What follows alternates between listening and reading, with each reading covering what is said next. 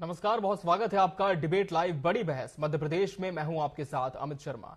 मध्य प्रदेश में जाति और धार्मिक विभाजन की राजनीति ने एक बार फिर से जोर पकड़ लिया है।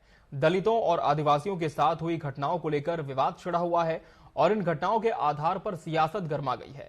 लेकिन इन घटनाओं में कई मामले ऐसे भी सामने आए जहां आरोपी और पीड़ित की जाति समान थी। सीएम के ऐलान के बाद एक बार फिर कांग्रेस ने इस मुद्दे पर आक्रामक रुख अपनाया है, जबकि भारतीय जनता पार्टी इसे केवल मौके की राजनीति करार दे रही है। आज इसे विषय पर हमारी चर्चा होगी, मगर उसके पहले देखिए स्पेशल रिपोर्ट। मध्य प्रदेश में दलित और आदिवासियों के साथ हुई कुछ घटनाओं को लेकर कांग्रेस की मोहन सरकार पर हमला बोला है। कांग्रेस के नेताओं ने आरोप लगाया है कि सरकार आदिवासी और गरीब तबकों पर हो रहे अत्याचारों को रोकने में विफल रही है। सिंगरौली में आदिवासी इंद्रपाल अगरिया पर रेत माफियाओं द्वारा ट्रैक्टर चढ़ाने की घटना ने कांग्रेस को सरकार के खिलाफ मोर्चा खोलने का मौका दिया है। जाति नहीं लिखने से कुछ नहीं होने वाला। अगर सही में आपको किसी का भला करना है तो आपको कहीं ना कहीं जो कास्ट सेंसस की बात राहुल जी करते हैं वो करना चाहिए। आपके पास कास्ट का सब डेटा अवेलेबल है, कौन सा किस जाति का है क्या नहीं है। आपका सब काम है सबसे पहले कि ये देखना कि कौन कितने प्रतिशत है और उनको मदद मिले, उनको इतनी हिस्सेदारी मिले। आप सिर्फ ये छोटी मोटी लिखा पढ़ी कर नाम बदलने से या फिर नाम नहीं लिखने से कुछ होने वाला नहीं है। अगर आपकी नीयत सही में सबके साथ समानता का भाव रखना है, सोशल जस्टिस लाना है, तो आपको भी इस चीज का जो एक कास्ट सेंसस की मुहिम है इसका समर्थन करना चाहिए। वहीं भारतीय जनता पार्टी ने कांग्रेस के इन आरोपों को नकारते हुए इसे राजनीतिक लाभ उठाने की कोशिश करार दिया। भाजपा का कहना है कि कांग्रेस के पास जब ठोस मुद्दे नहीं होते तब वे जाति और धर्म के मुद्दों को तूल देकर जनता को भ्रमित करने की कोशिश करते हैं। इस बीच मुख्यमंत्री डॉक्टर मोहन यादव ने एक बड़ा फैसला लेते हुए अपराधियों की जाति पूछने और उसे थानों में दर्ज करने पर प्रतिबंध लगाने की घोषणा की। सीएम का मानना है कि जाति के आधार पर अपराधियों का वर्गीकरण करना गलत है और इससे पूरे समाज को दोषी ठहराने की प्रवृत्ति बढ़ती है। समाज में भी हर एक व्यक्ति जिसकी अपनी विशेषता है, क्या क्या आनंद के साथ बात कर रहे हैं। अब मैंने तो कहा है इनसे कि आपने जो भाई साहब ने कहा है कोई थाने पे इस टाइप की सूची ऊंची नहीं लगने देंगे। भाई साहब कोशिश करेंगे सम्मान के साथ आपके नेतृत्व में आपसे बात करके। जब कानून समाप्त हो गया तो ये कौन सी बात है, इसको तो पहले खत्म करना चाहिए। हमारे अपने समाज के अंदर बदलते दौर में जो अपराध करेगा उसको अपनी तरीके से निपटना चाहिए। वो हो सकता है, लेकिन पूरे समाज को घेर दो, ये तो गलत बात है, ये नहीं चलना चाहिए।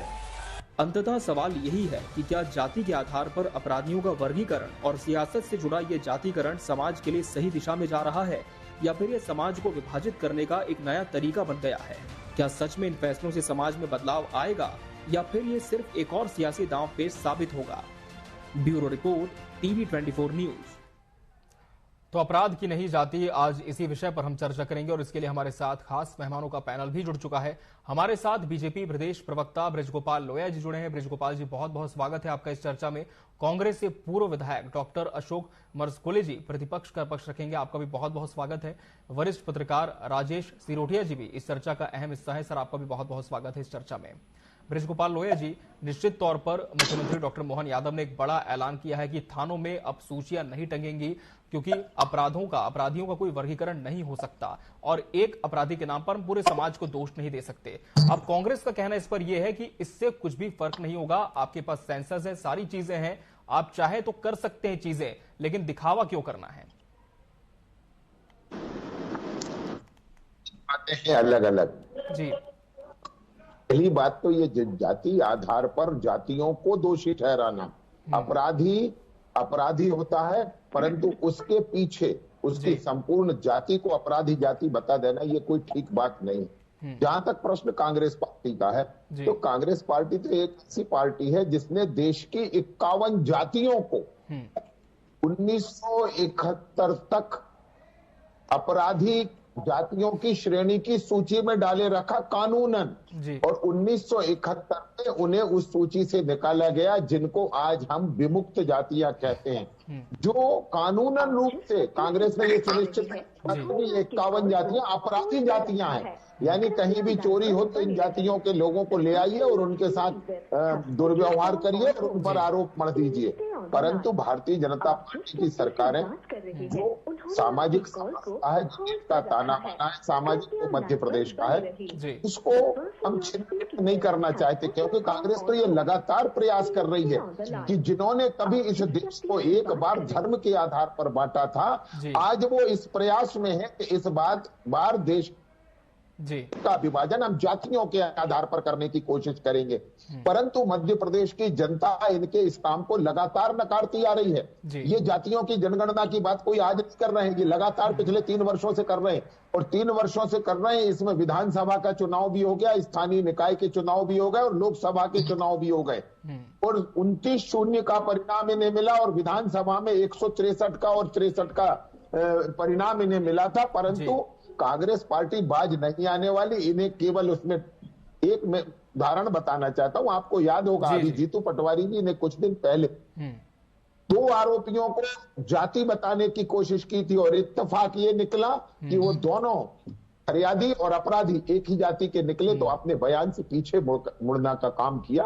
तो देखिए, मैं ये बड़े गंभीरता से कहना चाहता हूं कि कांग्रेस पार्टी अपने राजकुमार राहुल गांधी के नेतृत्व में, अयोग्य जीतू पटवारी जी के नेतृत्व में, जिनसे अपना कुनबा नहीं संभल रहा है, उनके नेतृत्व में समाज को बांटने का जो प्रयत्न कर रही है वो नहीं चलेगा। और जैसा डॉक्टर मोहन यादव जी ने कहा है कि हम किसी एक व्यक्ति के कारण पूरे समाज को दोषी नहीं ठहरा सकते हैं, ये बिल्कुल सच है। और यदि कानून ऐसा व्यवस्था हमें देता है तो उसका पालन होना चाहिए। ठीक है, डॉक्टर अशोक मरस्कोले जी, किस तरह से आप बीजेपी के इन आरोपों को लेते हैं कि समाज को बांटने का कांग्रेस कर रही है काम, और जब सीएम डॉक्टर मोहन यादव ने यह ऐलान कर दिया है, तो क्यों आपको लगता है कि इससे कुछ विशेष फर्क नहीं आएगा समाज में?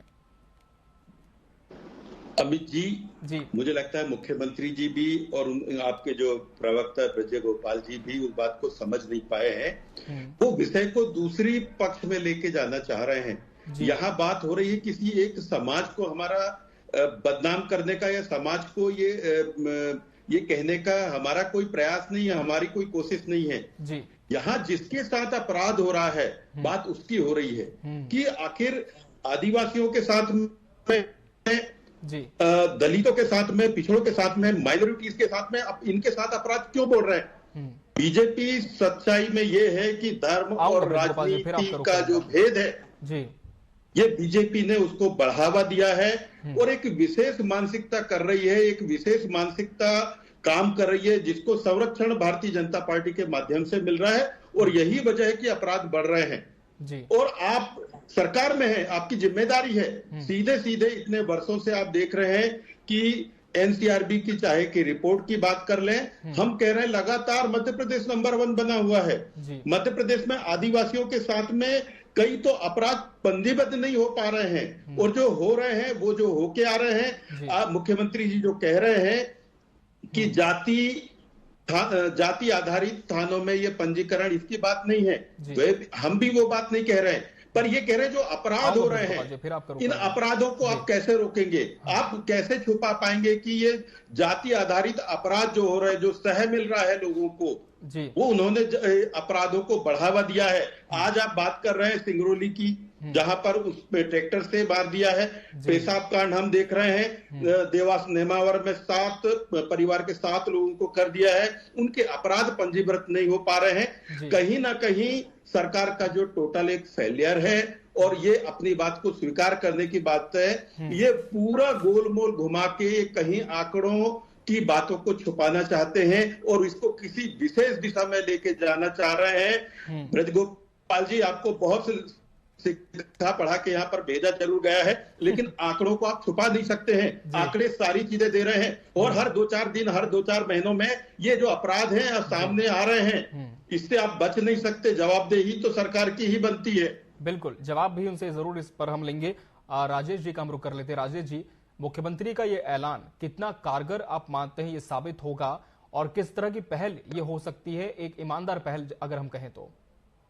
देखिए, मुख्यमंत्री जी ने जो बात कही है जी, वो मुझे बहुत ज्यादा बिल्कुल समझ में नहीं आई कि वो कहना क्या चाहते हैं। जी जी, सवाल ये है कि तो भारतीय संविधान में अनुसूचित जाति और जनजाति के लिए जो एक विशेष दर्जा दिया गया है, और उनके लिए विशेष प्रोविजन दिए गए हैं। बिल्कुल। और राज्यपाल को उनके हितों का संरक्षक बनाया गया। तो एक पक्ष तो ये जी, तो देखा जाए। दूसरा ये है कि मध्य प्रदेश जो है जी सबसे ज्यादा आदिवासी आबादी वाला, जहाँ पर जो है 7 करोड़ आबादी पर 1.5 करोड़ जो है आदिवासी जी। और आदिवासियों पर अत्याचार के मामले की बात करें तो उत्तर प्रदेश, राजस्थान और उड़ीसा ये टॉप 3 में आते, ठीक है। लेकिन ये अत्याचार आदिवासी ने आदिवासी या किसी गैर आदिवासी पर किया, या ये मान के किया कि ये दलित या आदिवासी इसलिए इस पर अत्याचार करो जी। ये जब प्रमाणित हो तो बहुत सख्त कार्रवाई होना चाहिए। लेकिन जब आपस में जब झगड़े हो रहे हों, मैं बरसों क्राइम रिपोर्टर रखा हूं, लेकिन वो एसपीआरबी और एसपीआरबी की रिपोर्ट में ये नहीं लिखा बात का। ये फैक्ट है कि 33% अपराध आदिवासियों पर बढ़े हैं पिछले 5 सालों में जी। लेकिन आबादी तो अब इसको आपको ये देखने होंगे, ये समझते कि आदिवासी ऐसी कुचल दो, तो ये तो बहुत सीरियस क्राइम है और उसको बहुत सख्ती बरतना चाहिए। तो लेकिन अगर आदिवासी आपस में लड़ रहे हैं तो उसमें एक्ट भी कौन सा हो रहा है, ये सब उल्लेख रहता नहीं है। तो ऐसी सुपरफिशियल बातों को करने का कोई मतलब नहीं है, सतही तौर पर बातें होती है। आपको ये देखना चाहिए किसी व्यक्ति विशेष को इसलिए प्रताड़ित किया जा रहा है कि वह जाति विशेष का या धर्म विशेष का वो कर रहा है, तो बिल्कुल ये भी इसका एक हम कह सकते हैं बहुत गंभीर पक्ष है। लेकिन बृजगोपाल जी, अपराधों को रोकने में सरकार का फेलियर है। आंकड़ों को छिपाने से आप ये नहीं कह सकते कि अपराध कम हुए, जैसा कि कांग्रेस का आरोप है। तो इस चीज को सरकार कैसे लेती है? एक हम ही है जो कभी आंकड़े छुपाते नहीं। एक बात हम बड़ा विनम्रता के साथ आग्रह करना चाहता हूं, अशोक मरसकुले जी पूर्व विधायक, और उनको ये मालूम है कि भारतीय जनता पार्टी की सरकार है ना तो सदन में आंकड़े छुपाती ना सड़क पर आंकड़े छुपाती।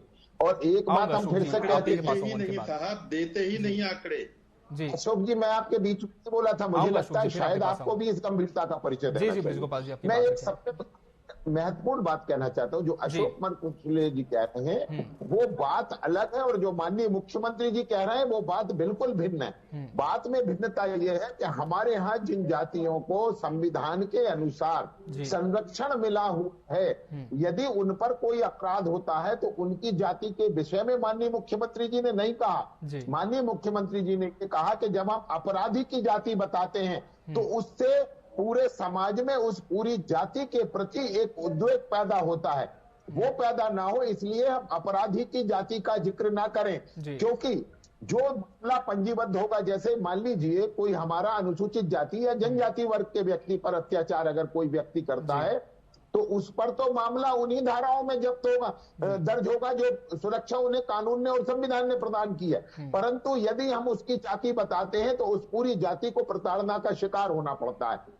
दूसरी बात, जो अभी एनसीआरबी के आंकड़ों की जिक्र कर रहे थे, मैं बड़ी विनम्रता से कहना चाहता हूं, कांग्रेस के सरकार के दौरान जब अशोक जी आपको वो आंकड़े भी याद होंगे और आपको वो आंकड़े भी मालूम होना चाहिए जो आज कांग्रेस की जहां जहां सरकारें हैं वहां के मामले हैं। मैं बिल्कुल विनम्रता से ये कहना चाहता हूं, देश में कहीं भी अपराध हो, सरकार किसी की भी हो, हमें निर्लिप्त भाव से उस अपराध के खिलाफ खड़ा होना पड़ेगा। परंतु यदि बेटी मध्य प्रदेश की होगी तो आपका बयान अलग होगा, परंतु यदि बेटी कोलकाता की है तो आपका स्टैंड अलग है, यदि बेटी बेंगलोर की होगी तो बयान और अलग है। मुझे बड़ा दुर्भाग्य लगता है कि कौन सी स्थिति में, किस मानसिकता में कांग्रेस पार्टी जी रही है, जो सरकार किसके आधार पर निर्णय करती है कि हमें किसके पक्ष में क्या होना चाहिए।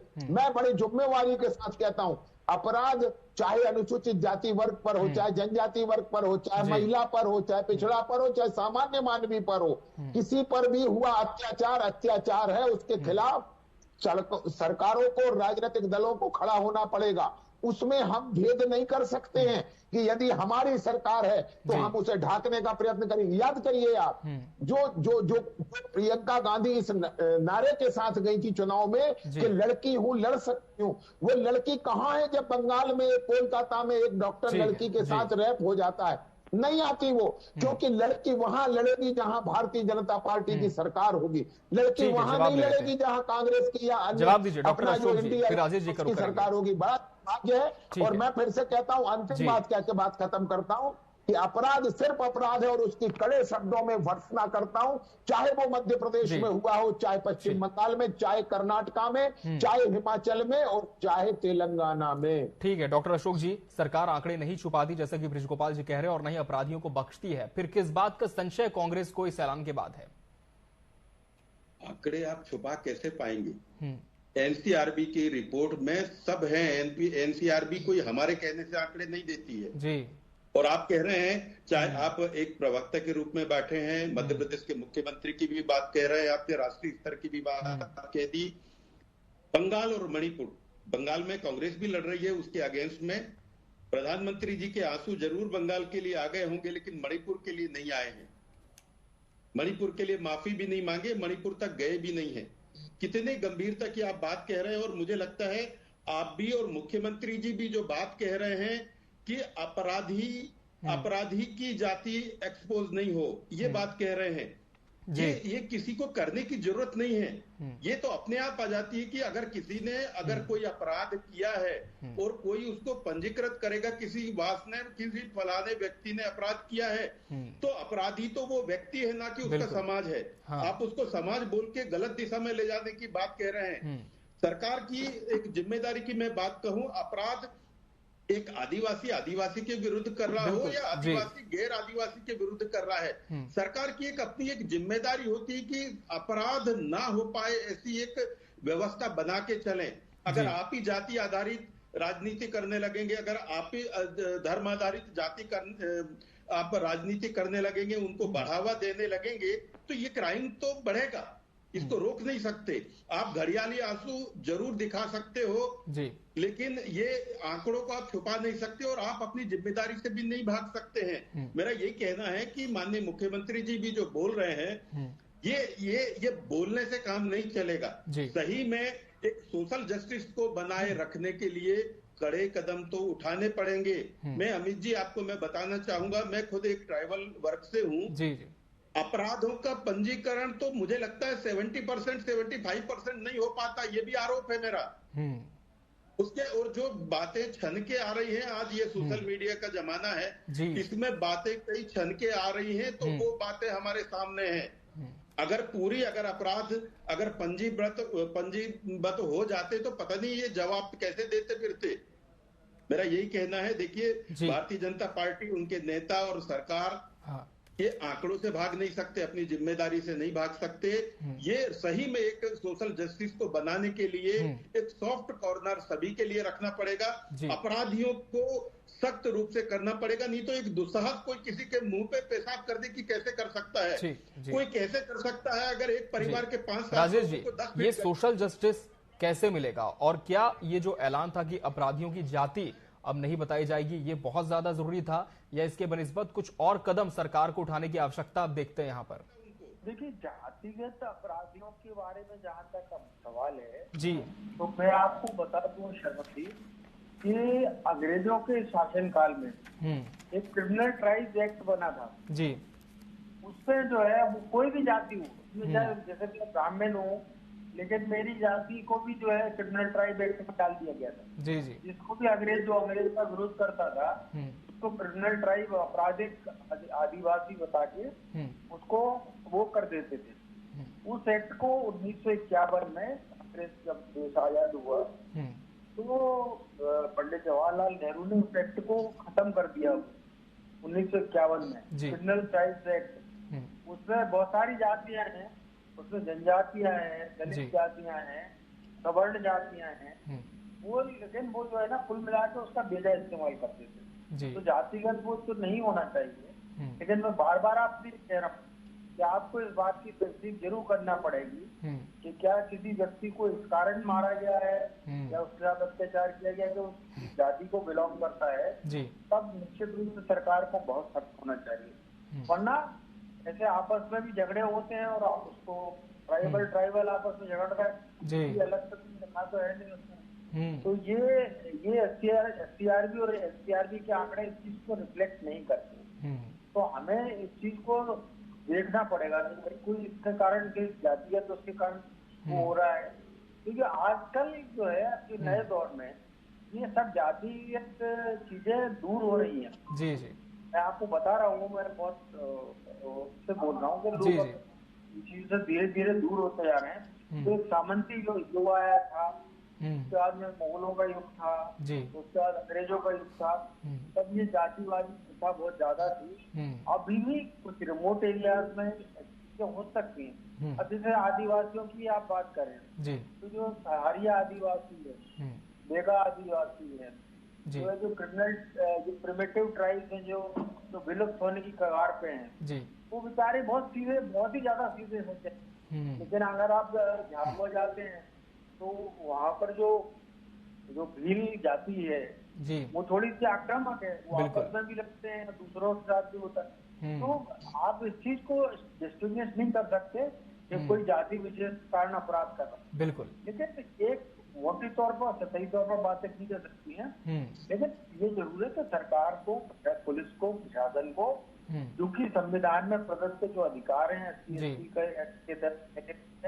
SC/ST को, उसकी रक्षा करना चाहिए। बिल्कुल उनका ही, क्योंकि कहीं ना कहीं एक दायित्व हो सकता है, क्योंकि जो सिस्टम पे रहते हैं वही व्यवस्था को सुधार सकते हैं। बहरहाल हम तो यही कहेंगे कि अपराधी की कोई जाति नहीं होती, अपराधी तो अपराधी होता है, चाहे वो किसी भी वर्ग का हो, धर्म का हो, समाज का हो। आप सभी मेहमानों का बहुत बहुत धन्यवाद हमसे इस चर्चा में जुड़ने के लिए और इसका हिस्सा बनने के लिए। इसी के साथ बड़ी बहस डिबेट लाइव मध्य प्रदेश में आज के लिए फिलहाल इतना ही। मुझे और मेरी पूरी टीम को दीजिए इजाजत। नमस्कार।